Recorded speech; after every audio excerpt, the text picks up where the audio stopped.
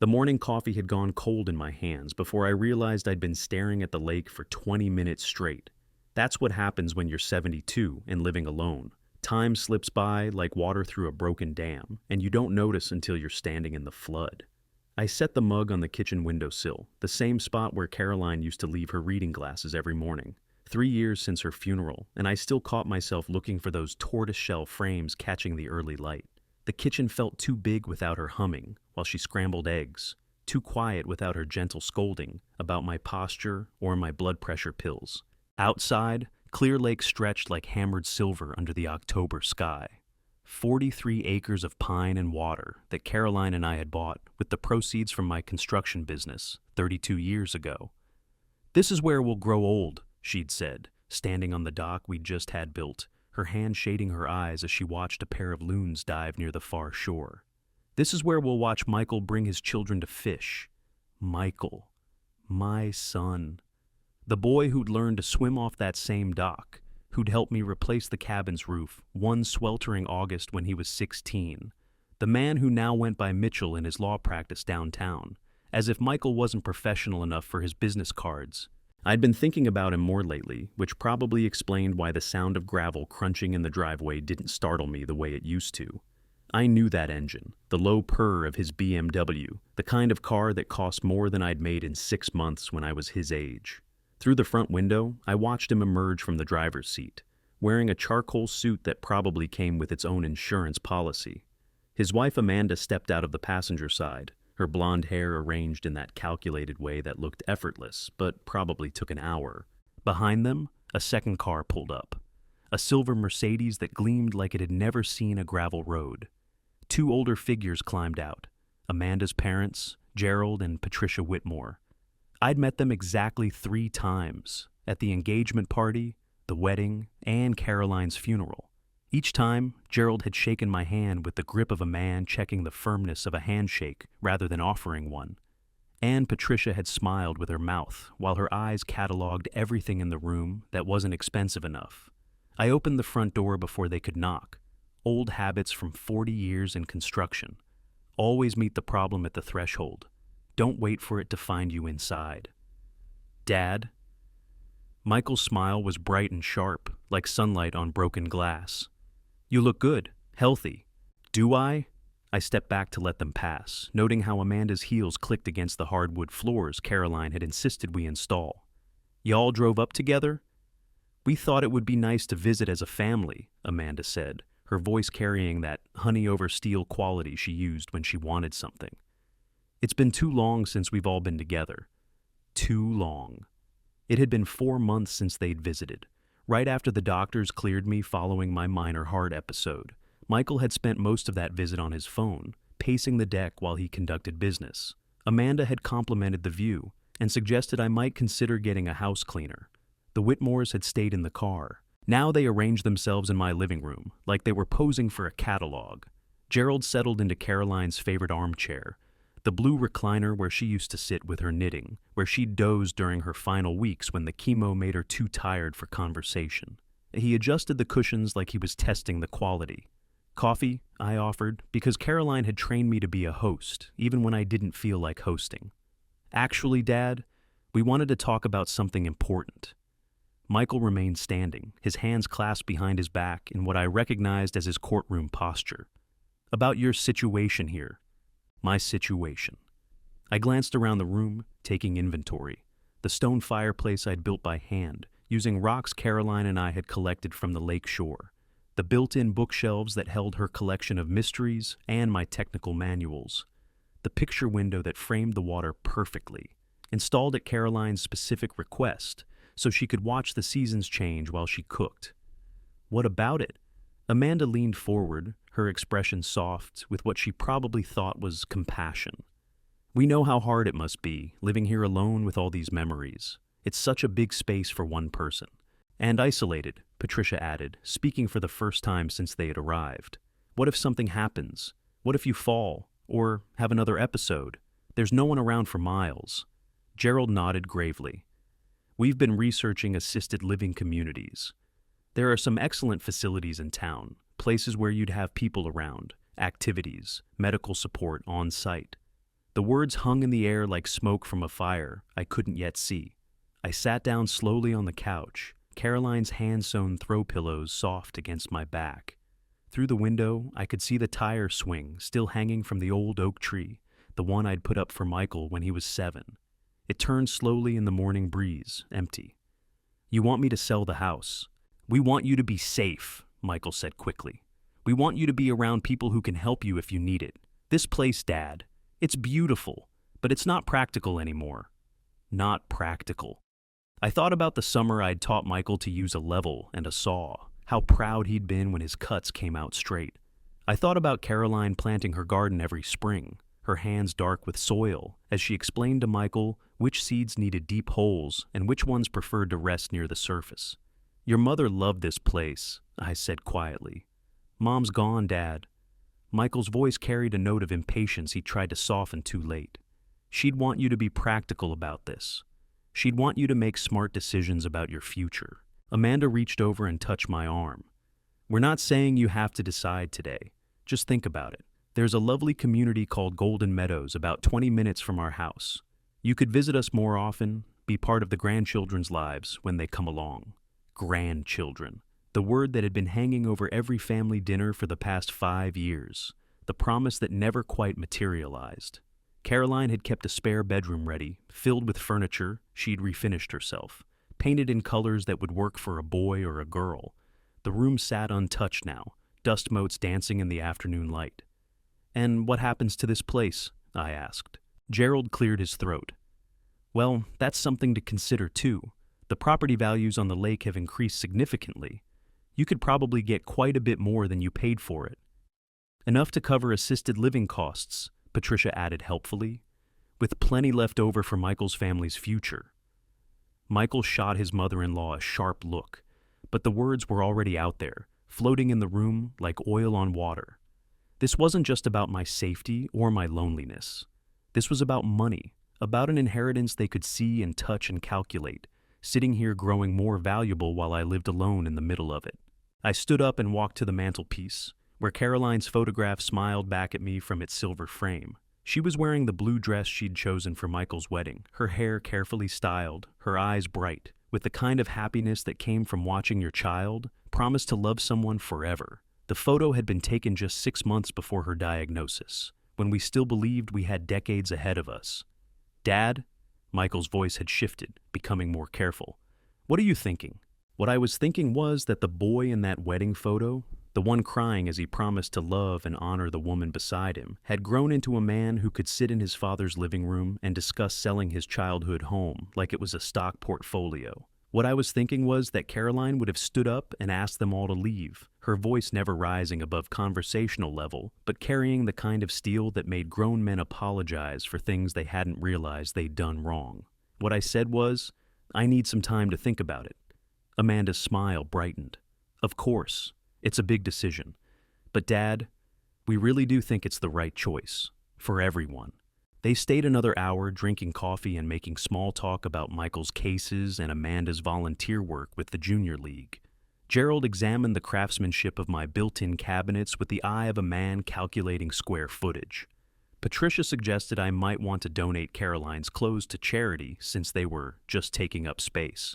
When they finally left, their cars disappearing down the gravel drive in a convoy of German engineering and unspoken assumptions, I sat back down in my chair and looked around the room.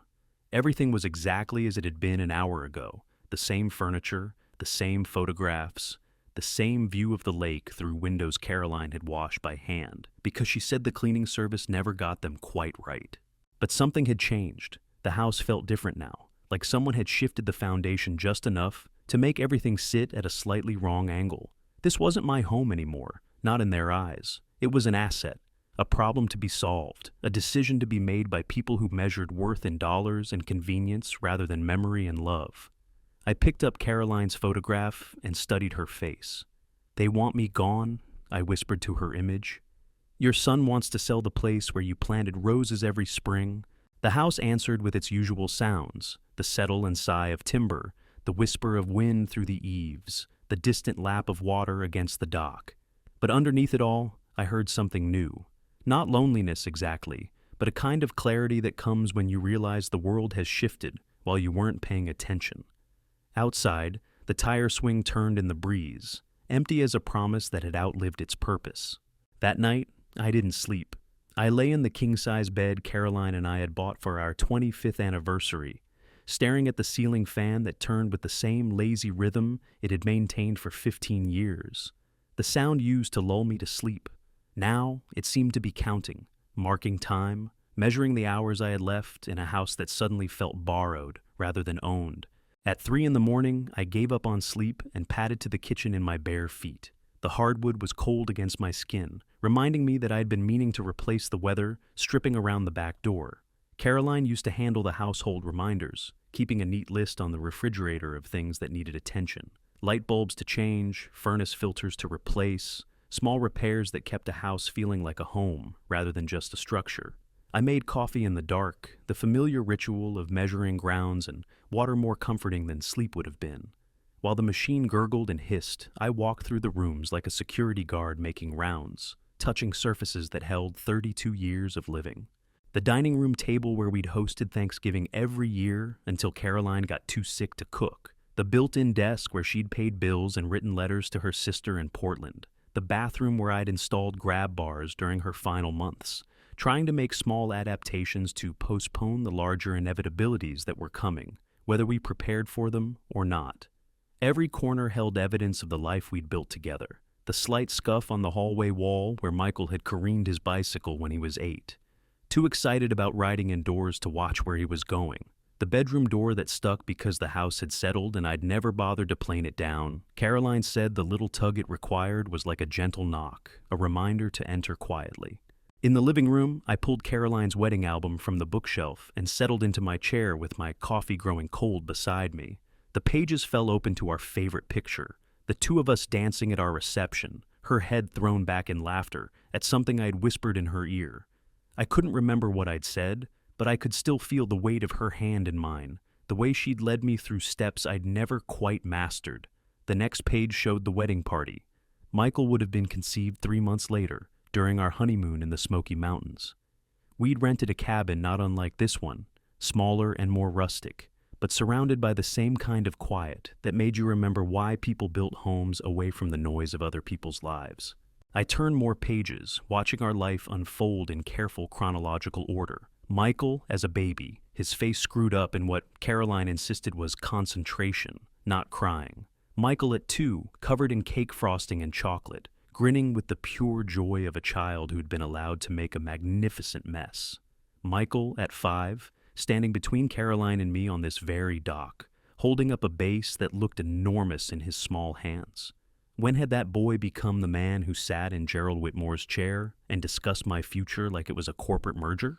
The change hadn't happened overnight. It had been gradual, like the way the lake shifted from summer blue to autumn gray, so subtle you didn't notice until you looked up one day and realized the world had transformed while you weren't paying attention. Maybe it started in college when Michael discovered that his childhood friends couldn't afford the kinds of spring break trips and fraternity dues that seemed normal to his roommates from wealthy families. Maybe it was law school, where success was measured in billable hours and partnership tracks rather than satisfaction or service. Or maybe it was Amanda. Not that I blamed her exactly, but marriage changes people in ways they don't always expect. When Michael brought her home for the first time, she'd been impressed by the house, the lake, the obvious signs of prosperity. "Your parents did so well for themselves," she'd told Michael, as if our modest success was something to be studied and replicated rather than simply lived. Caroline had liked Amanda well enough, but she'd noticed things too. The way Amanda's eyes cataloged the furniture, calculating replacement costs. The way she asked questions about property taxes and maintenance expenses, as if she was already planning improvements. "She sees potential," Caroline had said diplomatically after that first visit. "Some people see what is, and some people see what could be."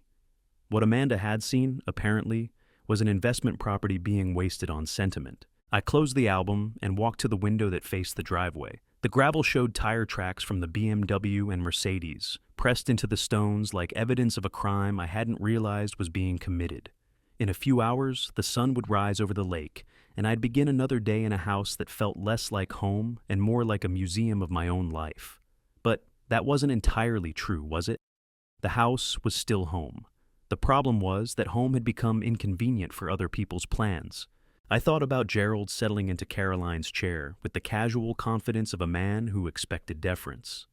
I thought about Patricia's suggestions about donating Caroline's clothes, as if the closet we'd shared for 32 years was nothing more than storage space that needed to be cleared for more practical purposes. And I thought about Michael, my son, standing in the living room of his childhood home and explaining why I needed to leave it behind. The coffee had gone stone cold, but I drank it anyway, the bitter taste matching my mood. Outside, the first hints of dawn were beginning to touch the water. Soon, the loons would begin their morning calls, the sound that had greeted Caroline and me on countless mornings when we'd stood on the deck together, planning our days over coffee and conversation. I wouldn't be giving that up, not for Golden Meadows or any other facility designed to make aging convenient for everyone, except the people doing it. This house, this lake, this life. It wasn't just where I lived, it was who I was. It was where Caroline and I had loved each other, where we'd raised our son, where we'd planned to grow old together before cancer rearranged our timeline. If Michael wanted me gone, he'd have to find a better argument than assisted living brochures and property value assessments. I set the empty mug in the sink and walked back to the bedroom, where Caroline's side of the bed remained precisely as she'd left it, her water glass on the nightstand, her bookmark still marking page 247 of a mystery she'd never get to finish. I'd thought about moving these things dozens of times, but something always stopped me. Maybe it was denial, or maybe it was hope that keeping her space intact would keep some part of her here with me. This morning, I understood it differently. These weren't just Caroline's things. They were proof that some relationships transcend convenience, that some commitments run deeper than practical considerations. Caroline wasn't here to defend our home anymore, but I was, and I'd spent 40 years building structures designed to last longer than the people who created them. As the sun crested the pine trees and sent long shadows across the lake, I made myself a promise. If Michael wanted to discuss my future, we'd discuss it on my terms, in my time, according to my values. I'd raised him to be better than the man who'd sat in my living room yesterday, treating his father like a problem to be managed. Maybe it was time to remind him where he'd learned about loyalty, commitment, and the difference between a house and a home. The tire swing turned in the morning breeze, no longer empty in my mind, but full of the ghost of a boy who'd once believed his father could build anything, fix anything, protect anything worth protecting. That boy might be gone, but the man who'd taught him how to swing was still here, and he wasn't going anywhere. 3 weeks passed before Michael called again. 3 weeks during which I'd almost convinced myself that their visit had been nothing more than misguided concern, the kind of overreach that families sometimes commit in the name of love. I'd settled back into my routine, morning coffee by the window, afternoon walks around the property, evening news in Caroline's chair, while the lake turned silver in the dying light. The call came on a Tuesday morning while I was replacing the battery in the smoke detector outside Caroline's sewing room. The piercing beep had been going off every few minutes for the past day, the kind of sound that gets under your skin and stays there until you fix whatever's causing it. "Dad, it's Michael." His voice carried that careful cheerfulness that meant business was about to be discussed. "How are you doing?" "Getting by." I climbed down from the stepladder and walked to the kitchen, the phone cord stretching to its limit. Smoke detector was acting up. "You should consider upgrading to a smart home system," he said. "Amanda's been researching them. They can monitor everything remotely, temperature, security, medical emergencies, perfect for someone living alone." Someone living alone. The phrase hung between us like a diagnosis. "I've been managing fine for 72 years, without a computer telling me when to breathe," I said. "What can I do for you?" A pause, then, "Actually, I was calling about Thanksgiving. Amanda and I were wondering if you'd like to join us this year, at our place." I set the old battery on the counter next to the coffee maker, a small plastic cylinder that had kept us safe for 2 years before giving up its charge. "We always do Thanksgiving here." "I know, but, well, it's a lot of work for one person. Amanda's excited about hosting. Her parents will be there, and we thought it might be nice for everyone to be together." Everyone. The word didn't include Caroline. who'd spent 30 years perfecting her cornbread dressing recipe, or the memory of Michael at age 10, standing on a chair beside the stove, stirring gravy with the fierce concentration of a surgeon. It meant the Whitmores and their expectations, Amanda and her performance of domestic perfection, and me as a guest in what had always been my holiday. "I appreciate the invitation," I said slowly, "but I'll stick with tradition." "Dad, be reasonable. You can't keep cooking for 12 people when it's just you." "I don't cook for 12 people anymore. I cook for me and Caroline, and I eat the leftovers until they're gone." The words came out sharper than I'd intended, carrying the edge of something I'd been trying not to feel. Another pause. When Michael spoke again, his voice had shifted into what Caroline used to call his lawyer tone, patient but implacable, the sound of a man accustomed to winning arguments through persistence rather than passion. "This is exactly what we were talking about, Dad. This isolation, this clinging to routines that don't make sense anymore. You're cooking Thanksgiving dinner for a ghost." The accusation landed like a slap. I walked to the living room window, looking out at the dock, where Caroline and I had sat every Thanksgiving morning for 28 years, drinking coffee and watching the mist rise off the water while the turkey roasted in the oven. "Maybe I am," I said quietly. "But it's my ghost, in my house, for my dinner. If that doesn't make sense to you, maybe you shouldn't come." The silence that followed stretched long enough for me to count 3 loon calls across the water. When Michael finally spoke, his voice had lost its careful cheerfulness. "Fine, we'll see you Thursday. But Dad, we're gonna have that conversation about your living situation. It can't wait forever." He hung up without saying goodbye, leaving me with the dial tone and the slow realization that Thanksgiving had just become a battlefield. I spent the rest of that week preparing the way Caroline had taught me, not just the cooking, but the ceremony of it. I pulled out her good china, the spode pattern we'd received as a wedding gift, and used only on special occasions. I polished the silver that had belonged to her grandmother, pieces that had survived the Depression and 2 world wars to grace our table. In the basement, I retrieved the folding table we'd used to extend the dining room when Michael was younger and brought friends home for holidays. The scratches and water rings told the story of 20 years of celebrations. The Thanksgiving when Michael was 16 and knocked over his water glass during an argument about curfew. The Christmas when Caroline's sister visited with her 3 children and chaos reigned supreme. I set up the table in the living room, positioning it so that Caroline's chair at the head would face the lake. Her photograph went in its usual spot on the mantelpiece, surrounded by the ceramic turkeys and autumn leaves she'd collected over the years. Everything exactly as she would have arranged it, down to the cloth napkins folded in the precise triangles she'd learned from her mother. Thursday morning dawned gray and cold, with the kind of wind that stripped the last leaves from the oak trees and sent them skittering across the deck like tiny hands tapping for attention. I was basting the turkey when I heard the BMW pulling up, followed by the Mercedes. Through the kitchen window, I watched them emerge, Michael and Amanda, the Whitmores, all dressed in the kind of casual elegance that costs more than most people's formal wear. They came through the front door like a delegation, their voices carrying the particular volume that people use when they're performing enthusiasm rather than feeling it. "Something smells amazing," Amanda announced, her heels clicking across the hardwood as she surveyed the living room setup. "Oh, you've used the good china. How lovely." Patricia followed behind her, scanning the room with the efficiency of a real estate appraiser. "Such a large space for just one person," she murmured to Gerald, though loud enough for me to hear. "Think of what you could do with all this room." Michael appeared in the kitchen doorway, loosening his tie. "Need any help, Dad?" "Everything's under control." I lifted the turkey from the oven, golden brown and perfectly timed, the way Caroline had taught me to gauge doneness by the sound of the juices bubbling in the pan. "Turkey needs to rest. Gravy's done. Rolls are warming." He watched me carve with the electric knife Caroline had bought me for my 60th birthday, the same knife I'd used every Thanksgiving since. "You've gotten good at this."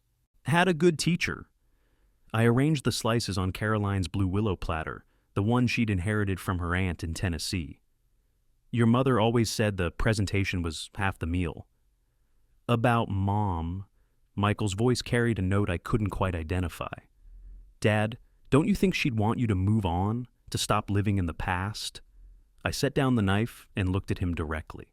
At 45, he was still handsome in the way that had made Caroline proud when other mothers complimented her son's appearance. But something had changed in his face over the years, a hardening around the eyes that made him look more like Gerald Whitmore than the boy who'd once cried when we had to put down his childhood dog. Your mother, I said carefully, would want me to honor the life we built together. She'd want me to remember that some things are more important than convenience. Before Michael could respond, Amanda appeared in the doorway. Are we ready? Gerald's getting restless, and Patricia's worried about driving home after dark. We gathered around the table like actors taking their positions for a play none of us had properly rehearsed. I sat in my usual spot at one end, Michael and Amanda on one side, the Whitmores on the other. Caroline's empty chair faced us all, her photograph watching from the mantelpiece with the same gentle expression she'd worn when mediating family disagreements. I said grace the way Caroline would have wanted, thanking God for family, for abundance, for the hands that had prepared the meal and the love that had brought us together. The Whitmores murmured their amens with a perfunctory tone of people checking items off a list. For the first half hour, conversation stayed safely neutral. Patricia complimented the stuffing. Gerald discussed the weather. Amanda told a carefully edited story about her work with the Junior League's Christmas fundraiser. Then Michael set down his fork and cleared his throat. Dad, we've been thinking about what we discussed last month, about Golden Meadows and your living situation here. The turkey suddenly tasted like sawdust in my mouth. Have you? We drove by there on Monday, Amanda said, her voice bright with fake enthusiasm. It's really lovely, more like a resort than a senior community. There's a lake view from most of the apartments, and they have activities every day. Patricia leaned forward. The dining room serves 3 meals a day, so you'd never have to worry about cooking. And there's a medical staff on site 24 hours. Gerald nodded gravely. The financial aspects make sense too. The buy-in fee would be covered entirely by selling this place, with enough left over for a substantial emergency fund. Comment one word that describes how you feel after watching. I looked around the table at these 4 people discussing my future with the casual efficiency of a corporate board meeting. Caroline's photograph seemed to shimmer in the candlelight, and I could almost hear her voice. Edward, they're trying to erase us. And if I don't want to go? I asked quietly. Michael's jaw tightened. Dad, you're being stubborn about this. We're trying to help you make a smart decision while you still can. While you still can. The implication hung in the air like smoke from a fire I was just beginning to smell. What does that mean exactly? Amanda reached across the table and patted my hand with the kind of gesture she probably practiced for dealing with difficult clients. It means that decisions like this get harder as we get older. Better to make them while you're still thinking clearly. The room went very quiet. Even the old grandfather clock in the hallway seemed to stop ticking. Through the window, I could see the lake turning gray in the afternoon light, the same view Caroline had loved, because it changed with the seasons but never lost its essential beauty. I see, I said finally. So this conversation isn't really about my safety or my happiness. It's about your timeline. Gerald straightened in his chair. Now, Edward, I don't think that's fair. What's not fair? I interrupted, my voice still quiet but carrying the kind of steel that had once made subcontractors stop arguing and start listening, is 4 people sitting at my table, eating my food in my house, telling me I'm not competent to decide where I live. Michael's face flushed. Nobody said you weren't competent. You implied it. All of you. I stood up slowly, my napkin falling to the floor. You came here with your minds made up, your plans already in place. The only thing you needed from me was compliance. Patricia's voice turned sharp. We're trying to be realistic about the future, Edward. At your age, living alone in a place this isolated. At my age, I've earned the right to live where I choose. I built this house with my own hands. I paid for it with my own work. I shared it with the woman I loved for 32 years. And now, you want me to sell it so I can sit in some institutional dining room, eating other people's cooking, while strangers decide when I'm allowed to take walks. The silence that followed was different from before. This wasn't the pause of people gathering their thoughts. This was the quiet of a bridge burning. Amanda was the first to speak, her voice carefully controlled. We're only thinking of what's best for everyone involved. Everyone? I looked around the table. Or everyone except me. Michael pushed back his chair and stood. Dad, you're overreacting. We're family. We're trying to take care of you. Family, I repeated, testing the word like wine that might have turned. Family doesn't give ultimatums. Family doesn't come to dinner with a sales pitch. Family doesn't treat a man's home like an asset to be liquidated. Gerald started to say something, but I held up my hand. I think you should leave now. All of you. They gathered their coats and belongings with the stiff efficiency of people who'd been expecting this outcome but had hoped to avoid it. Michael lingered by the door, his face carrying an expression I couldn't quite read. Dad, we're not the enemy here. We love you. We want what's best for you. I looked at him standing in the doorway of the house where I'd raised him, where Caroline had bandaged his scraped knees and helped him with homework and taught him the difference between right and wrong. The boy who'd once promised me he'd never forget where he came from had grown into a man who couldn't wait to help me forget. Son, I said quietly, if this is love, I'm not sure I can afford much more of it. After they left, I sat alone at the table set for 5, Caroline's empty chair facing me across the ruins of our family's last Thanksgiving. The turkey grew cold while I tried to understand how love had turned into management, how concern had become control, how my son had learned to speak to me the way Gerald Whitmore spoke to his subordinates.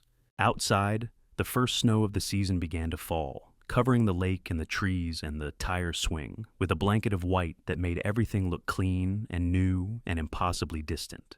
The letter arrived 3 days before Christmas, delivered by certified mail with the kind of official formatting that meant lawyers had been involved in its creation.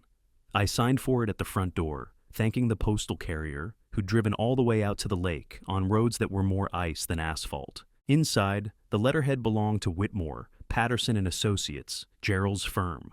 The language was dense with legal terminology, but the message was clear enough. Michael and Amanda were formally requesting that I submit to a competency evaluation, citing concerns about my increasingly erratic behavior and inability to make sound decisions regarding my living situation and financial affairs. I read it twice, then walked to Caroline's desk and pulled out the reading glasses she'd insisted I get fitted for after my 68th birthday. You're squinting at the newspaper like it's written in Sanskrit, she'd said, making the appointment herself when I'd procrastinated too long. With the glasses on, the legal language came into sharper focus, but the meaning didn't improve. They were questioning my mental capacity. They were suggesting I might be suffering from cognitive decline. They were building a case to have me declared incompetent to manage my own affairs. The snow outside had deepened since Thanksgiving, covering the deck and the dock in pristine white that made the lake look like a photograph from a Christmas card. But the beauty felt distant now, like something I was viewing through glass that might shatter at any moment. I made coffee and sat at the kitchen table with the letter spread before me, studying each paragraph like a blueprint I needed to understand before beginning construction. Gerald's firm specialized in elder law, according to the letterhead. Guardianships, estate planning, asset protection, the kind of services that helped families manage difficult transitions with their aging relatives. The irony wasn't lost on me. My son had hired his father-in-law to declare me incompetent. The phone rang while I was on my second cup of coffee. Michael's number appeared on the caller ID, and for a moment I considered letting it go to the answering machine. But avoidance had never been my style. Dad, I hope you got the letter. His voice carried none of the careful cheerfulness from our previous conversations. This was pure business now. I want you to understand that this isn't personal. We're genuinely concerned about your judgment. My judgment. I set the letter aside and walked to the window, looking out at the snow-covered tire swing that hung motionless in the still air. Because I won't sell my house and move to a retirement community you've picked out for me. Because you're isolated, Dad. Because you're making decisions based on emotion rather than logic. Because you're living in the past instead of planning for the future. I thought about the weeks since Thanksgiving, the quiet mornings by the lake, the evenings spent reading in Caroline's chair while classical music played softly from the radio. The solitude hadn't felt like isolation. It had felt like peace. And what future would you have me plan for exactly? A realistic one. Dad, you're 72 years old. You had a heart episode 6 months ago. You're living alone in a house that's too big for you, miles from the nearest hospital. What happens when you have another episode? What happens when you fall down those stairs? What happens when I die? The question stopped him mid-sentence. Is that what this is about? You're worried I might die inconveniently, somewhere that's hard to clean up. That's not fair. Isn't it?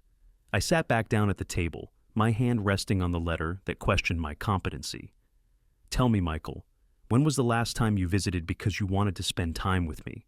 Not because you needed something, not because you were checking on my condition, but because you missed your father and wanted to sit by the lake and talk. Silence stretched across the line. In the background, I could hear the sound of traffic, which meant he was calling from his office downtown, probably between client appointments. I'm busy, Dad. You know that. The practice requires... I know you're busy. I know your practice is important. I know Amanda's junior league work takes time, and I know the Whitmores have expectations about how you spend your holidays. What I don't know is when I stopped being worth an hour of your time, unless there was a problem to solve. This conversation isn't productive. His voice had taken on the clipped tone he used when dealing with difficult clients. The evaluation is scheduled for next week. Dr. Sarah Morrison from Presbyterian Hospital. She specializes in geriatric assessments. Dr. Morrison. I knew her by reputation, a thorough, no-nonsense psychiatrist who'd done competency evaluations for several of my construction clients over the years, when family disputes had gotten complicated. If Gerald had recommended her, she was good at her job, which meant she'd be fair. It also meant that if there were genuine concerns about my mental capacity, she'd find them. And if I refuse, then we'll petition the court for a guardianship hearing. Dad, it doesn't have to be adversarial. Just talk to Dr. Morrison. Answer her questions. Prove to all of us that you're thinking clearly. Prove to all of us. As if my competency was something to be demonstrated rather than assumed. As if 72 years of making sound decisions had been erased by my refusal to go along with their retirement community plan. Fine, I said. I'll talk to Dr. Morrison. But, Michael? Yes? After this evaluation, after I prove to your satisfaction that I'm still capable of managing my own life, I don't want to hear another word about Golden Meadows or any other facility. This conversation ends when Dr. Morrison files her report. Dad, I hung up before he could finish whatever placating thing he'd been about to say. The letter lay on the table like evidence of something I'd never imagined possible, that my own son would use the legal system to override my autonomy. But as I sat there in the quiet kitchen, surrounded by the accumulation of 3 decades of life with Caroline, I realized something that surprised me. I wasn't afraid of the evaluation. I was angry, yes.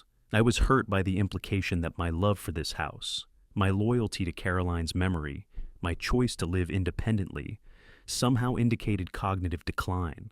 But I wasn't afraid, because I knew exactly who I was and what I was capable of.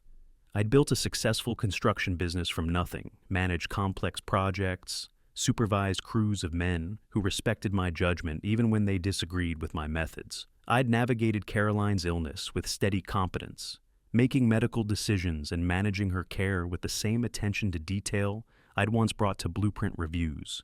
If Dr. Morrison wanted to test my mental acuity, my memory, my decision-making capacity, I'd welcome the opportunity to demonstrate that stubbornness wasn't the same thing as incompetence. That afternoon, I drove into town for the first time since before Thanksgiving. The roads were clear despite the recent snow, and the 15-mile drive to the county library gave me time to think.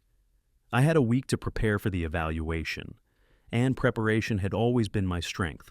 The library's computer terminal was slow and outdated, but it served my purpose. I researched Dr. Morrison's background, her credentials, her approach to geriatric assessments. I read articles about competency evaluations, the kinds of tests she might administer, the criteria she'd use to determine whether I was capable of managing my own affairs. Most importantly, I researched the legal implications of the evaluation. If she found me competent, Michael's petition for guardianship would almost certainly fail. But if she had concerns, even minor ones, it could open the door for continued legal challenges, ongoing oversight, the gradual erosion of my independence through court-mandated restrictions. The librarian, a woman named Helen, who'd known Caroline from their book club, asked if I was working on a research project. I told her I was learning about elder law, which was true enough. She recommended several books about aging and autonomy, subjects I'd never imagined would become personally relevant. Driving home as the sun set over the lake, I thought about the boy Michael had been and the man he'd become. Somewhere along the way, he'd learned to see problems in terms of solutions rather than people in terms of relationships. My refusal to move to assisted living wasn't stubbornness to him. It was an obstacle to be overcome through the appropriate legal mechanisms. But he'd made one crucial miscalculation. He'd assumed that age had made me weak, that grief had made me vulnerable, that isolation had made me dependent on his guidance. He'd forgotten that the man who'd taught him to swing a hammer and read a level was still capable of defending what mattered to him. The house welcomed me back with its familiar sounds, the whisper of wind through the eaves, the settling of timber, the distant call of a loon across the water. I hung my coat in the closet and walked to the mantelpiece, where Caroline's photograph smiled back at me from its silver frame. They want to declare me incompetent, I told her image. They think loving this place, staying faithful to what we built together, means I'm not thinking clearly. The house answered with its usual quiet, but in the silence, I heard something new, the sound of my own resolve crystallizing. If Michael wanted to fight about my competency, I'd give him one he'd never forget. But it would be fought on my terms, according to my rules, with weapons he'd never learned to use. I had 7 days to prepare, 7 days to demonstrate that underestimating Edward Dalton was the kind of mistake people only made once. Outside, snow continued to fall on the lake, on the dock, on the tire swing that had once held a laughing boy who'd believed his father could fix anything. That boy was gone, but the man who'd built that swing was still here, and he wasn't finished building yet. Dr. Sarah Morrison arrived at my house on a Tuesday morning that dawned clear and cold, the kind of winter day that made the lake look like polished steel under a sky the color of old pewter. I watched her park her silver Prius beside the mailbox, noting how she sat in the car for a full minute before getting out, studying the house with the methodical attention of someone who understood that environments revealed as much about people as conversations did. She was younger than I'd expected, maybe 55, with graying brown hair pulled back in a practical ponytail, and the kind of steady gaze that suggested she'd heard every excuse, every deflection, every attempt at manipulation that families could devise when money and control were at stake. I opened the front door before she could knock, extending my hand in the firm handshake I'd learned during 40 years of greeting clients and subcontractors. "Dr. Morrison, Edward Dalton, thank you for coming out to the lake." Her grip was confident, professional. "Mr. Dalton, I hope you don't mind that I asked to meet here rather than in my office. I find that people are more comfortable in familiar surroundings." "I appreciate that." I stepped back to let her enter, watching as her eyes quickly cataloged the living room, the clean surfaces, the organized bookshelves, the family photographs, arranged with Caroline's careful attention to balance and meaning. "Coffee? Please." While the coffee brewed, she walked slowly through the main floor, not snooping exactly, but observing with the trained eye of someone who knew that competency revealed itself in details: bills paid on time, medications properly organized, living spaces maintained with care rather than neglect. She paused at Caroline's photograph on the mantelpiece. "Your wife." "Caroline, she passed 3 years ago this spring. I'm sorry for your loss." The condolence carried genuine warmth rather than professional sympathy. "She was beautiful, inside and out. We were married 42 years. Dr. Morrison nodded and continued her circuit, stopping at the built-in desk where I kept my papers.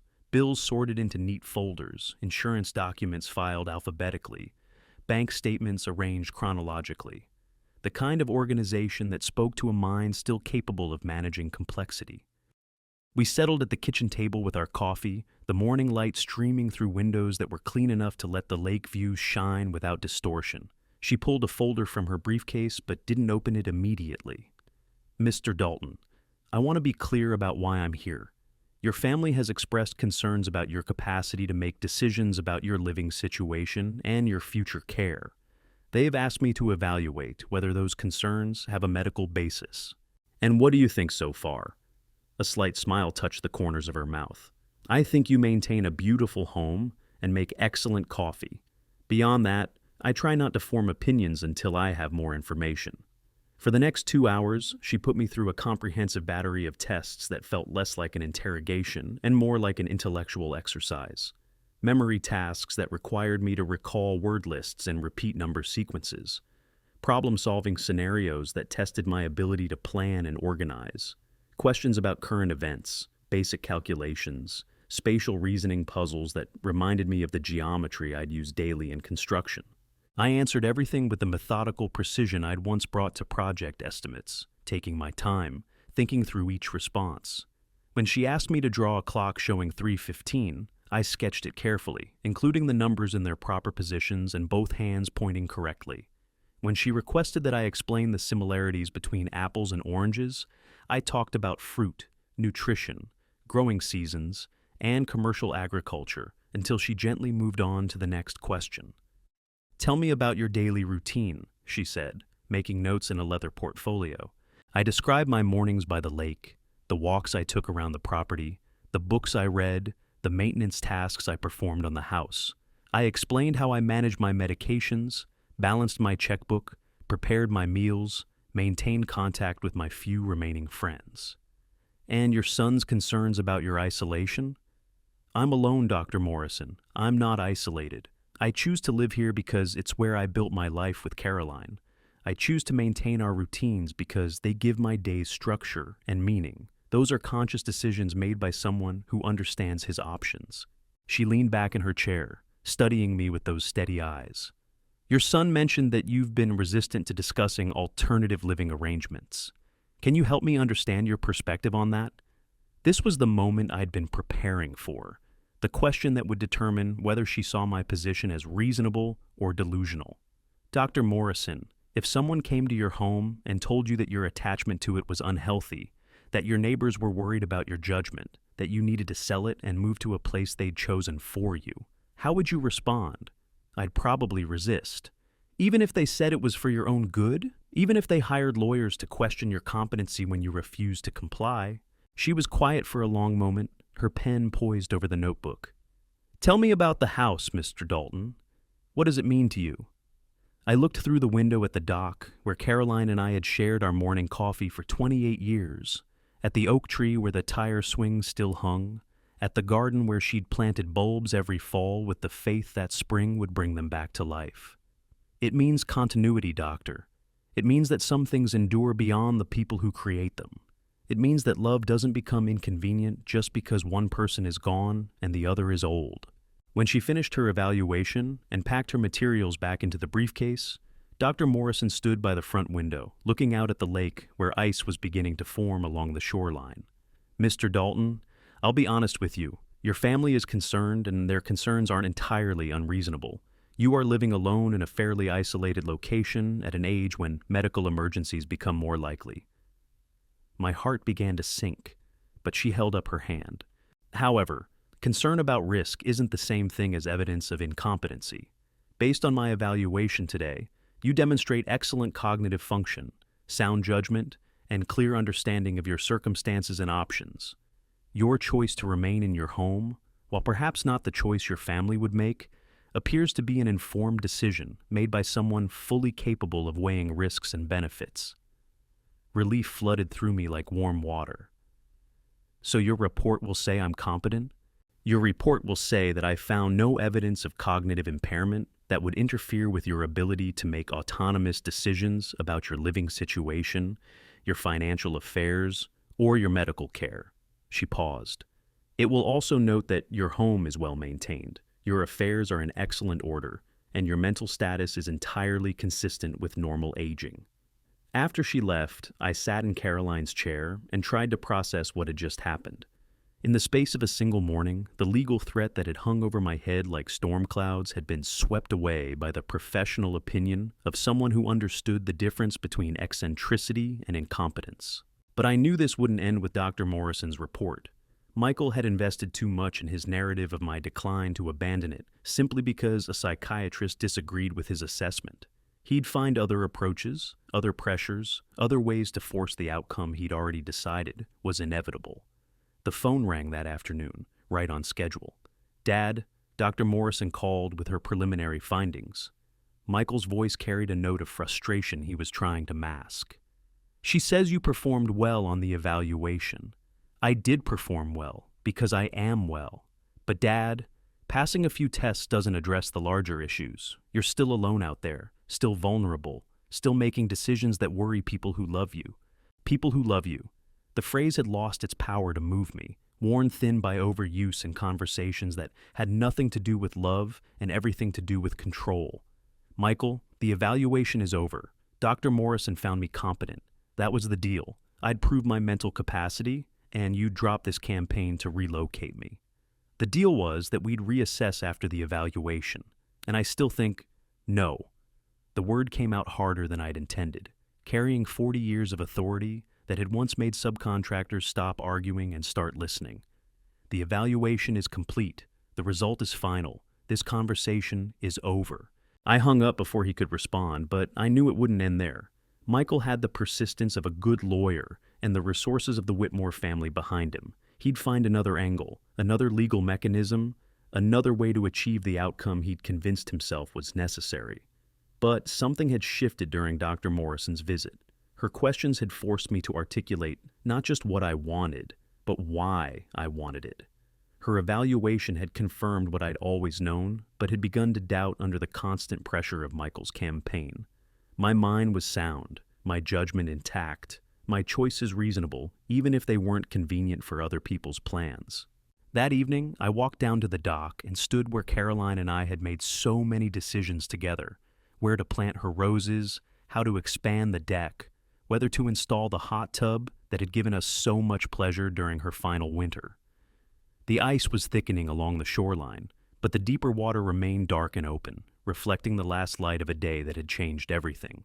Tomorrow, I'd begin phase 2 of my own plan, the part that Dr. Morrison's visit had made possible. Because competency, I was learning, wasn't just about being declared mentally sound. It was about using that sound mind to protect what mattered most.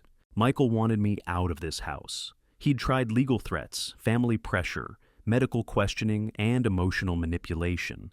Each approach had failed, but each had also taught me something important about the lengths he was willing to go to get what he wanted. Now it was my turn to show him what lengths I was willing to go to keep it. The wedding invitation arrived on a Thursday in February, delivered by regular mail in an envelope so thick with layers of tissue paper and response cards that it could have doubled as insulation. The calligraphy was formal, elegant, expensive, the kind of lettering that announced the seriousness of the occasion before you even opened the outer envelope. Mr. and Mrs. Gerald Whitmore request the honor of your presence at the wedding of their daughter, Amanda Rose Whitmore, to Mitchell Edward Dalton. I read it 3 times before the implications sank in. This wasn't just a wedding invitation. This was a declaration of independence, a formal severing of the last connections that bound my son to the name I'd given him, the family I'd raised him in, the identity I'd helped him build. Mitchell Edward Dalton. He'd legally changed his name sometime after Dr. Morrison's evaluation, trading the Michael he'd been for 30 years for something that sounded more distinguished, more professional, more worthy of the Whitmore family's social circle. The boy who'd once proudly written Michael Dalton on his school papers in cragged pencil had become a man who couldn't bear to carry his given name into his new marriage. But it was the second page that stopped my breath entirely. The wedding ceremony was set for the 3rd Saturday in March at the Whitmore estate, followed by a reception in their gardens. Under the heading Wedding Party, I found the names of 6 bridesmaids, 3 groomsmen, 1 maid of honor, 1 best man, and, in the space where the father of the groom's name should have appeared, nothing. Gerald Whitmore was listed as giving away the bride. Patricia Whitmore was noted as the hostess. Even Amanda's college roommate had a role as coordinator of guest seating. But the man who'd raised the groom, who'd taught him to throw a baseball and balance a checkbook and change the oil in his first car, was mentioned nowhere in the ceremony he was supposedly invited to attend. I was being erased from my son's wedding day. I set the invitation on Caroline's desk and walked to the window, looking out at the lake where ice still covered the shallows, but was beginning to show dark patches where the current ran strongest. Spring was coming, the season of new beginnings, and my son was planning to begin his new life without any acknowledgement of the man who'd made it possible. The phone rang an hour later. Michael, Mitchell, calling to confirm I'd received the invitation. "It's beautiful," I said, because it was, in the way that expensive things were always beautiful when money was no object. Amanda put a lot of work into it. Her mother has connections with the best vendors in the state. His voice carried the enthusiasm of a man discussing a successful business acquisition. "We're expecting about 200 guests." 200! I thought about the wedding Caroline and I had thrown for him 7 years ago. The intimate ceremony at our church with 40 guests and a reception in the parish hall where we'd served Caroline's famous coconut cake and my brother-in-law's mediocre punch. The Whitmores know a lot of people, important people. It'll be good for the practice. Of course it would. Everything in Mitchell's life now seemed calibrated for its impact on the practice, the career, the social position he was building, with the methodical precision I'd once admired when it was applied to less mercenary pursuits. "I noticed you're not in the wedding party," I said carefully. A pause. "Well, Amanda's father is walking her down the aisle, and I chose my law school roommate as best man. You understand?" I understood perfectly. The wedding party consisted of people who fit the image Mitchell and Amanda were trying to project: young, successful, connected, moving forward rather than anchored to the past by inconvenient loyalties or sentimental attachments. What about the ceremony itself? Any role for the father of the groom? Another pause, longer this time. "Dad, I hope you'll just come and enjoy yourself. It's going to be a wonderful celebration. A wonderful celebration from which I'd been systematically excluded, relegated to the role of spectator at the most important day of my son's life. I'd given him everything: my name, my values, my love, my support through law school, and his early career struggles. In return, he was giving me a seat in the audience and a dinner I didn't have to pay for. Of course, I said. I wouldn't miss it. After he hung up, I sat at Caroline's desk and pulled out a legal pad, the same kind I'd used for 40 years to plan construction projects. At the top of the page, I wrote, "Mitchell's wedding." Underneath, I began making lists. What I knew? The ceremony was at the Whitmore estate. 200 guests. No role for me in the proceedings. Mitchell had legally changed his name. He was determined to start his married life with minimal connection to his past, his family, his father. What I could do? Attend quietly and accept my marginalization. Make a scene and confirm their narrative about my declining judgment. Find a third option that honored both my dignity and my love for the son he'd once been. The third option took shape slowly, the way good plans always did, not in a sudden flash of inspiration, but in the careful accumulation of details that eventually revealed a larger pattern. I spent the next 2 weeks making phone calls, scheduling appointments, consulting with professionals who understood that sometimes the most important construction projects were the ones that built protection rather than shelter. First, I called Marcus Hendley, the lawyer who'd handled Caroline's estate, and had been trying to get me to update my will for the past 6 months. We met at his office on a gray Tuesday morning, and I explained what I needed: a comprehensive estate plan that would ensure my assets went where I intended them to go, regardless of anyone else's expectations or assumptions. "Edward, I have to ask, is this about your son's concerns, the competency evaluation? This is about making sure my wishes are honored after I'm gone, and making sure Mitchell understands that some gifts come with strings attached, whether he likes it or not." Marcus raised his eyebrows, but made notes without argument. He'd known me long enough to recognize the difference between impulse and intention. Next, I visited the offices of Clear Lake Veterans Foundation, a small nonprofit that provided retreats and counseling services for former servicemen and women struggling with the transition back to civilian life. I'd been supporting them with small donations since Caroline's death, inspired by her belief that healing happened best in places of natural beauty. The director, a former Marine named Janet Walsh, welcomed me into her cluttered office with the kind of straightforward warmth I'd always appreciated in people who had learned leadership through service rather than self-promotion. "Mr. Dalton, what can I do for you?" "I want to make a substantial donation to your organization, but I have specific requirements about how the money should be used." I outlined my proposal: a significant endowment that would allow the foundation to purchase property for a permanent retreat center, with the understanding that it would be used to help veterans reconnect with the natural world as part of their healing process. Janet leaned forward, her eyes bright with interest. "This is incredibly generous, Mr. Dalton. May I ask what's motivating such a large commitment?" "Let's just say I've learned the importance of making sure your resources go to people who will use them for something meaningful. The final piece of my plan required a conversation I'd been avoiding for months.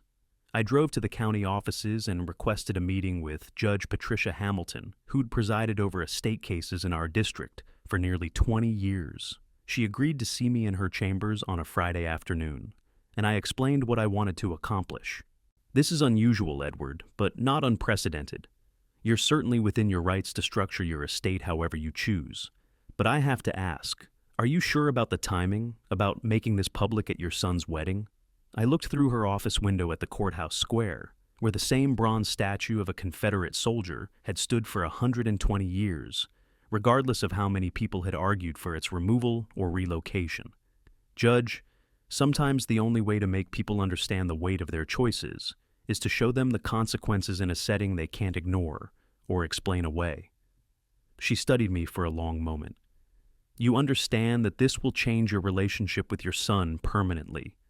My relationship with my son changed permanently when he decided I was an obstacle to his happiness rather than a source of it. I'm just making the change official. The morning of the wedding dawned bright and clear, with the kind of March warmth that hinted at the spring to come. I dressed carefully in my best suit, the navy blue one Caroline had chosen for me when Mitchell graduated law school, and drove to the Whitmore estate through countryside that was just beginning to show the first tender green of new leaves. The estate sat on 200 acres of manicured lawns and formal gardens, with a main house that looked like something from a magazine spread about how the other half lived. Cars were already arriving when I pulled up, BMWs and Mercedes and Lexuses that gleamed like jewelry in the afternoon sun. I parked in the designated area and walked toward the ceremony site, a natural amphitheater in the gardens, where white chairs had been arranged in perfect rows, facing an arbor draped with roses and trailing greenery. The setting was undeniably beautiful, the kind of backdrop that would photograph well and provide the elegant wedding album Amanda had no doubt been planning since childhood. I found my assigned seat in the fourth row, far enough back to make it clear that I was a guest rather than family, close enough that I'd have a clear view of everything that happened. Around me, other guests were greeting each other with the casual familiarity of people who moved in the same social circles, who summered in the same places, and sent their children to the same schools. As the ceremony began and the wedding party processed down the aisle, the bridesmaids in pale pink, the groomsmen in formal gray, I watched my son take his place at the altar.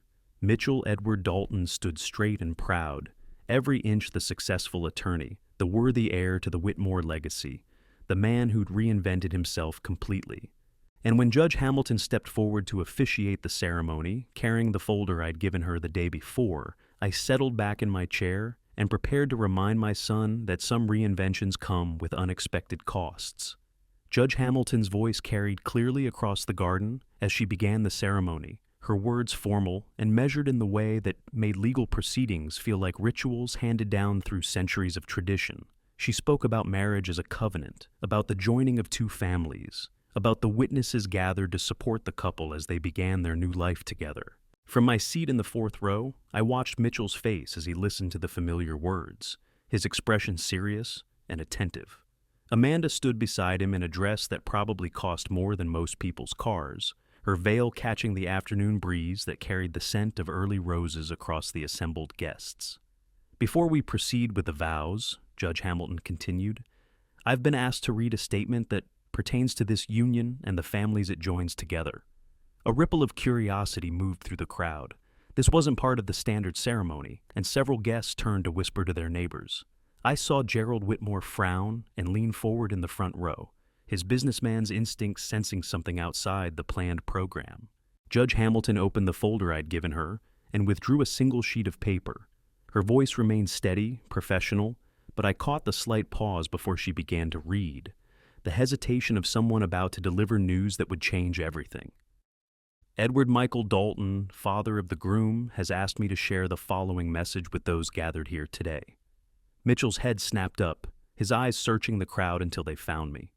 For a moment, our gazes locked across the rows of wedding guests, and I saw in his face the first flicker of understanding that this ceremony wasn't going to proceed exactly as he'd planned. To my son Mitchell, formerly Michael, on his wedding day, Judge Hamilton read, her voice carrying to the furthest corners of the garden. Today you begin a new life with a new name in a new family that will undoubtedly provide you with opportunities and advantages your birth family could never offer.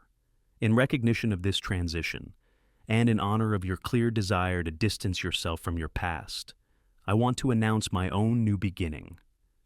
The whispers in the crowd grew louder. Patricia Whitmore's face had gone pale, while Gerald looked like a man trying to calculate the damage from a deal that had just gone sideways. Effective immediately, the entirety of my estate, including the Clear Lake property, all financial assets and personal belongings accumulated over 43 years of marriage to your late mother Caroline, will be donated to the Clear Lake Veterans Foundation. This donation is made in honor of Caroline Elizabeth Dalton, who believed that healing happened best in places of natural beauty, surrounded by people who understood the cost of service. The garden fell completely silent. Even the breeze seemed to still, as if nature itself was pausing to let the weight of these words settle over the assembled guests. Mitchell's face had gone white, his mouth opening and closing without sound. Amanda gripped his arm, her carefully applied makeup unable to hide the shock in her eyes. In the front row, Gerald Whitmore looked like a man who'd just watched his retirement portfolio evaporate. Judge Hamilton continued reading, her voice never wavering from its professional tone. This decision reflects my belief that resources should go to people who will use them to serve something larger than their own comfort and advancement. The Veterans Foundation will use this endowment to create a permanent retreat center where men and women who have sacrificed for their country can find the peace and healing they deserve. I watched the faces of the wedding guests as the implications sank in. These were people who understood money, who lived in a world where inheritances were planned and calculated and counted on. The idea that someone would simply give away millions of dollars rather than pass them on to family was as foreign to them as speaking in tongues.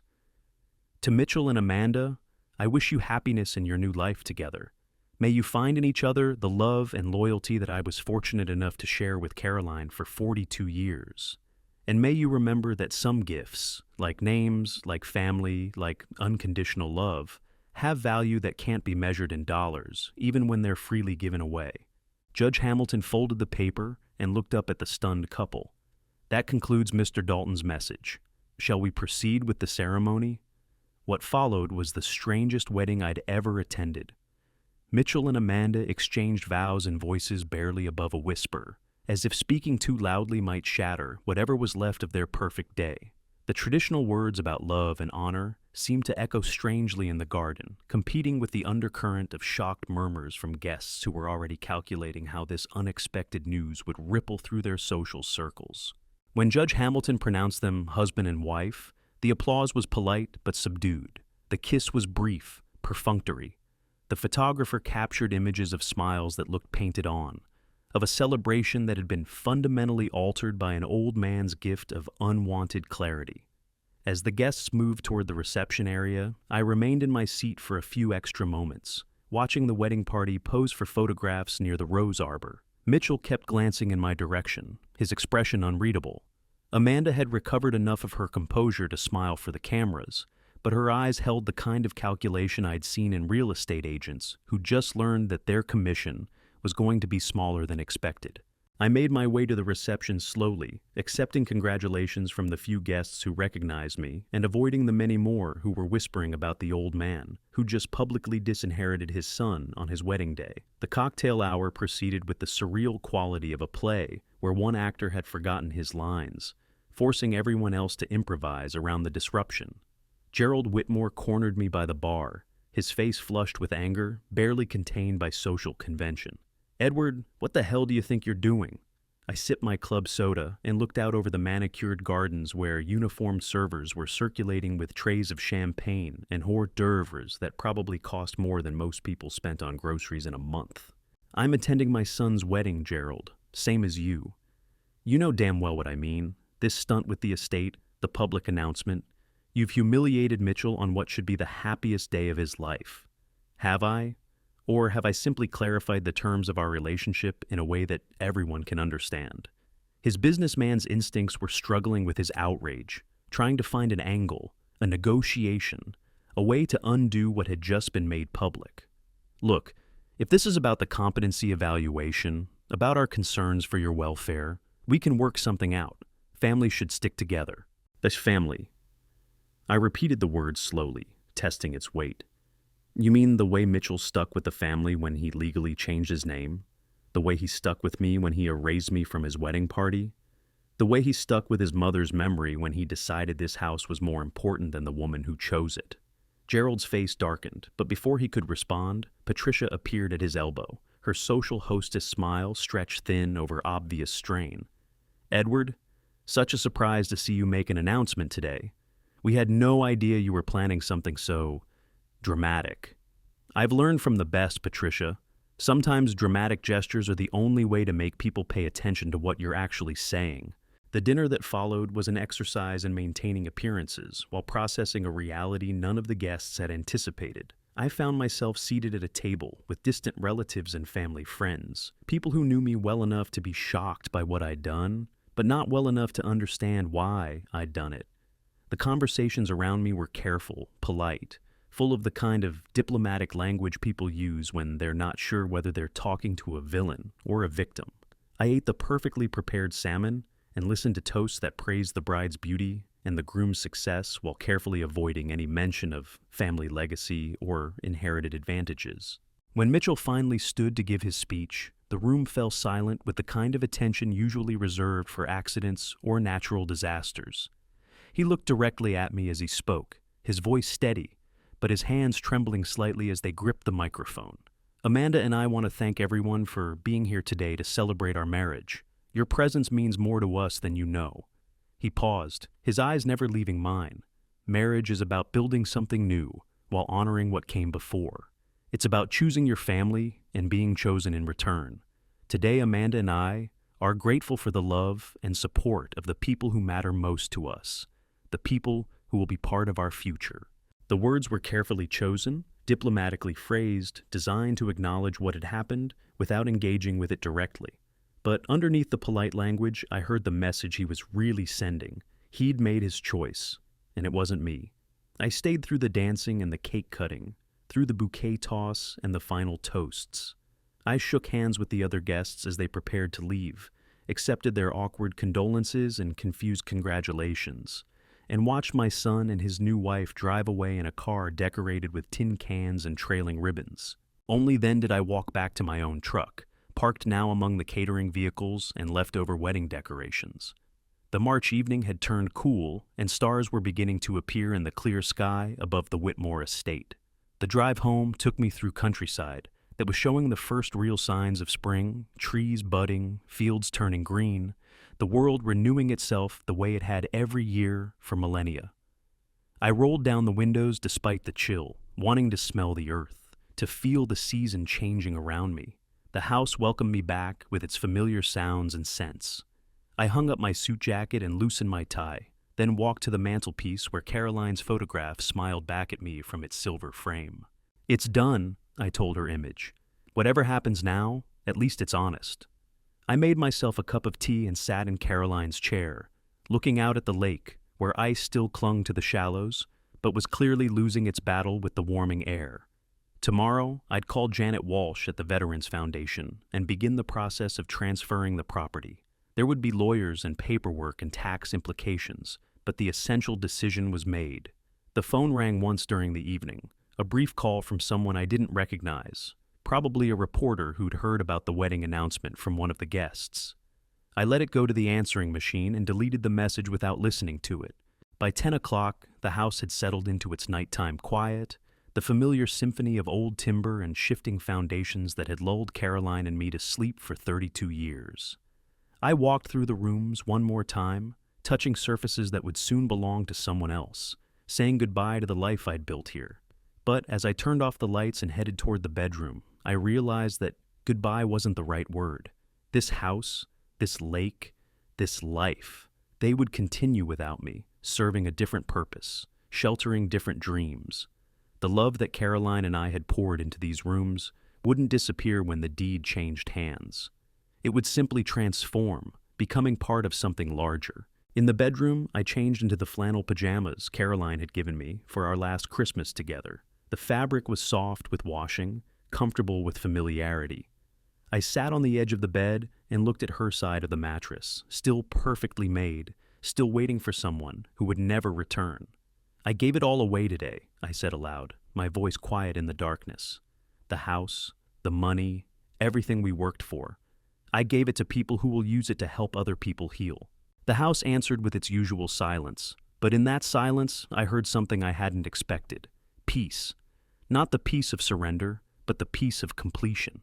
I'd spent the last year fighting to keep what I had, to protect what we'd built, to preserve the life Caroline and I had shared. Today I'd learned that the best way to preserve something wasn't always to hold on to it. I lay down on my side of the bed and pulled Caroline's quilt up to my chin. Through the bedroom window, I could see the first pale light of dawn beginning to touch the water. In a few hours, the phone would start ringing. Lawyers, accountants, reporters, maybe even Mitchell himself trying to undo what had been so publicly done. But for now, there was only the quiet breathing of a house at rest, the distant call of a loon across water that would soon be free of ice, and the deep satisfaction that comes from knowing you've finally said what needed to be said in a voice loud enough to be heard. Outside, spring was coming to Clear Lake, and with it, the promise of new growth, new beginnings, new possibilities for healing in places of natural beauty. Caroline would have approved, I thought. She'd always believed that the most important gifts were the ones you gave without expecting anything in return. I closed my eyes and let sleep take me, surrounded by the echoes of 42 years of marriage and the quiet anticipation of whatever came next. The boy who'd once carved his name in the oak tree was gone, erased by his own choice. But the man who'd planted that tree was still here, still growing, still reaching toward the light. And that would have to be enough. The call came on a Tuesday morning in September, when the leaves were just beginning to turn and the lake had that crystalline clarity that only came with the first hint of autumn. I was on the dock, watching a family of loons teach their young how to dive, when the phone in the house began ringing with unusual persistence. By the time I walked back up the slope and answered, whoever it was had hung up. But the caller ID showed a number I recognized, Mitchell's office. The first time he'd tried to reach me since the wedding. I poured myself another cup of coffee and waited. The phone rang again 10 minutes later. Dad? His voice sounded different, tired maybe, or worn down by something I couldn't identify. Mitchell? I used his chosen name deliberately, the way I might acknowledge a business acquaintance rather than the boy I'd once tucked into bed with stories about brave knights and talking animals. I wanted to call, to tell you something. I sat down at the kitchen table, looking out at the lake where the morning mist was beginning to lift. I'm listening. Amanda and I are getting divorced. The words hung in the air between us, heavy with implications I was still processing. I'm sorry to hear that. A long pause. Are you? The question surprised me with its directness. I'm sorry you're in pain. I'm sorry your marriage didn't work out the way you hoped. I'm not sorry if this means you might remember who you used to be. The Whitmores, they're not handling it well. Gerald's already talking about protecting Amanda's interests in the settlement. They've made it clear that I'm no longer welcome at family functions. I thought about the man who'd settled so comfortably into Caroline's chair, who'd discussed my competency with the casual authority of someone accustomed to making decisions about other people's lives. And how does that feel? Like I'm finally understanding what you tried to tell me. His voice cracked slightly. Like I traded my real family for people who only wanted me when I was useful to them. Through the window, I watched Janet Walsh's pickup truck pull into the driveway. She'd been coming by once a week since the property transfer, overseeing the renovations that would transform the house into the retreat center we'd planned. The guest bedrooms had been converted into counseling offices, and the large living room was being fitted with comfortable seating for group sessions. The veterans program is working well, I told Mitchell. We've had 3 groups through already, men and women who served in Iraq and Afghanistan mostly. They spend a week here, learning to fish, working in the garden, talking through things they haven't been able to discuss anywhere else. I'm glad, I mean that, Dad. What you did with the money, it was the right thing. Even though it cost you your inheritance, a bitter laugh. Turns out inheritance isn't much good when the people giving it to you don't actually love you. They love what you represent, what you can do for them. But that's not the same thing, is it? I watched Janet knock on the front door, then wave when she saw me through the kitchen window. No, son, it's not the same thing at all. I know I don't have the right to ask, but could we maybe try again? Could you give me another chance to be the son you raised instead of the man I became? The question I'd been hoping for and dreading in equal measure. I looked around the kitchen that would soon belong to the Veterans Foundation, at Caroline's photograph still smiling from the mantelpiece, at the life I was preparing to leave behind. Where are you living now? I've got an apartment downtown. Small, nothing fancy. I'm starting my own practice. Family law, helping people navigate divorces and custody issues. People who can't afford the big firms. That sounds like meaningful work. It is. And Dad, I changed my name back, legally. Michael Edward Dalton again. I felt something loosen in my chest. A knot I'd been carrying for so long I'd forgotten it was there. Good. Michael was always a good name. Janet had let herself in through the front door and was calling my name.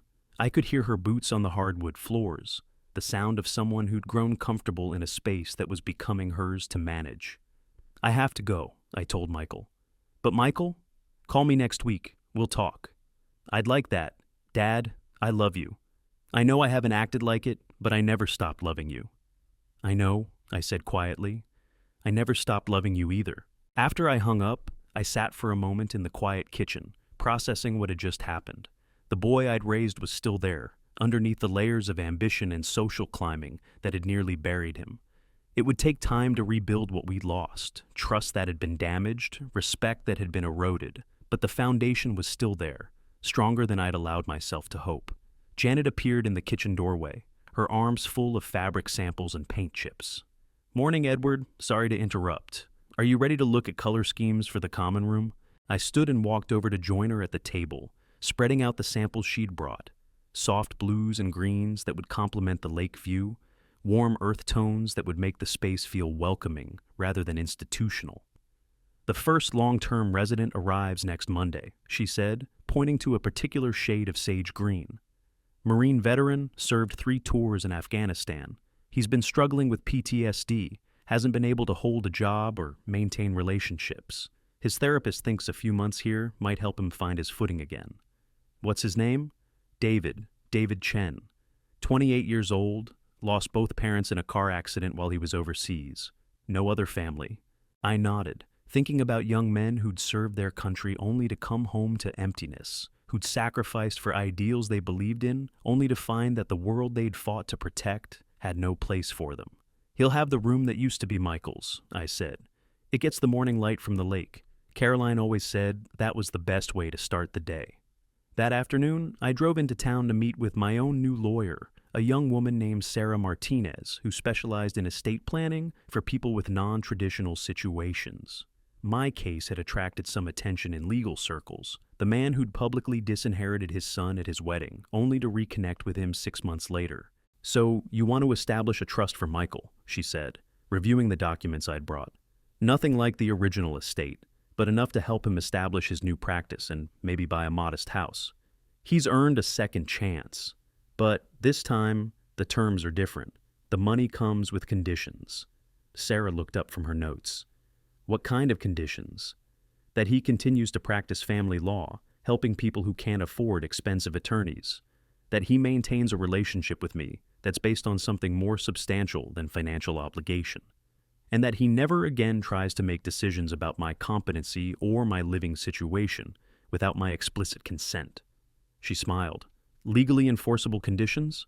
Morally enforceable ones. If Michael violates them, he keeps the money, but loses something more valuable. The knowledge that he's living up to the man his mother wanted him to become. That evening, I packed the last of my personal belongings into boxes that would move with me to the small cottage I'd rented on the other side of the lake. The Veterans Foundation would take possession of the main house at the end of the week, but I'd negotiated visitation rights, the ability to come back whenever I wanted, to sit on the dock where Caroline and I had shared so many mornings, to walk through rooms that would always hold our memories even as they created new ones for other people.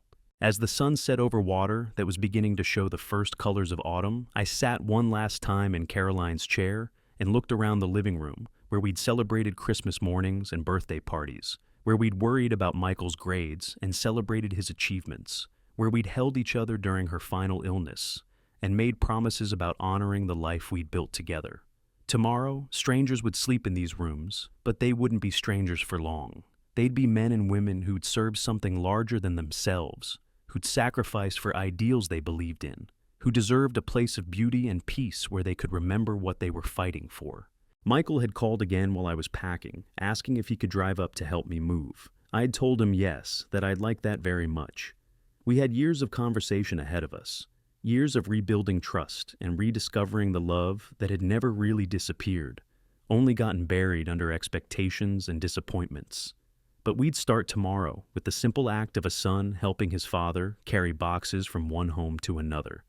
And maybe, in the orderly process of moving forward together, we'd both remember what family was supposed to feel like when it was based on choice rather than obligation, on love rather than inheritance, on the quiet satisfaction of building something that would outlast the people who created it. Outside, the first loon call of the evening echoed across the water, wild and lonely and absolutely free. I raised my coffee cup in a silent toast to Caroline, to the life we'd shared, to the son who was finally coming home, and to the strangers who would soon discover what it meant to heal in a place where love had been built into the very foundations. Some stories end with justice served or scores settled. This one ended with something rarer, the recognition that the most important gifts were the ones you chose to give, and that sometimes the only way to save what mattered most was to let it go. The lake turned silver in the dying light, and everything was exactly as it should be. If you like the main character, type like.